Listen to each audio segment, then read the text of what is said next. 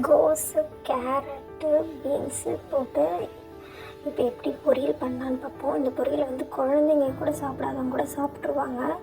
Snacks மாதிரி கூட போட்டு வச்சு அழகாக சாப்பிடுவாங்க. இப்போ எப்படி செய்யலான்னு பார்க்கலாம் வாங்க. ஃபஸ்ட்டு ஒரு கடாயில் எண்ணெய் ஊற்றி கடுகு உளுந்தப்பருப்பு போட்டு நல்லா பொரிய விடணும். பொரிஞ்சதுக்கப்புறம் ஒரு பச்சை மிளகாய் நல்லா நடுவில் கீரி போட்டணும். காரத்துக்கு அது மட்டுமே போதும். நல்லா மெலிசாக பொடியாக கட் பண்ணி வச்சுருந்த கோஸு, கேரட்டு, பீன்ஸ் போட்டுக்கோங்க. தேவையான அளவுக்கு உப்பு போட்டுக்கோங்க.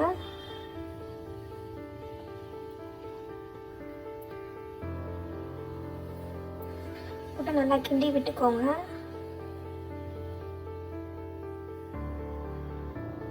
லோ ஃப்ளேம்லேயே வச்சு கொஞ்சம் கிண்டுக்கோங்க, இல்லைன்னா அடி பிடிச்சிரும். அரை கிளாஸ் தண்ணி ஊற்றிடுறது. நான் இங்கே எவ்வளோ கோஸ் எடுத்துக்கிறீங்களோ அந்தளவுக்கு தேவையானக்கு வேகிற அளவுக்கு தண்ணியை வச்சுக்கோங்க. இப்போ தண்ணியை ஊற்றிட்டு உப்பும் போட்டிருக்கோம் இல்லையா, நல்லா கிண்டி விடுங்க. அந்த உப்பும் தண்ணெல்லாம் மிக்ஸ் பண்ணி விடுங்க. மிக்ஸ் பண்ணிவிட்டு ஒரு க்ளோஸ்டாக ஒரு மூடி போட்டு ஒன்று மூடிடுங்க. அடுப்பு லோ ஃப்ளேம்லேயே வச்சுட்டு அது வேகட்டும். அதுக்குள்ளே இந்த மாதிரி தேங்காய் 2 பத்தை எடுத்து நல்லா துருவிக்கோங்க. ஒரு 10 நிமிஷத்தில் அது நல்லா வெந்துடும். அடுப்பு லோ ஃப்ளேமில் தானே வச்சுருக்கோம், அது உள்ளே நல்லா வெந்துடும். இப்போ பார்த்தீங்கன்னா நல்லா ட்ரையாக இருக்கும், தண்ணியெலாம் எதுவும் இல்லாமல் அந்தளவுக்கு நல்லா வெந்துடும். கொஞ்சம் 2 நல்லா கிண்டி விட்டுட்டு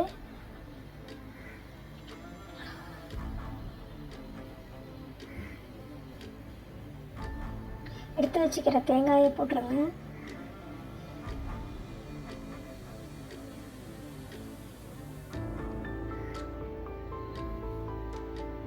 போட்டு நல்லா கிண்டுனா சூடான சுவையான கோஸ் பொரியல் தயார்.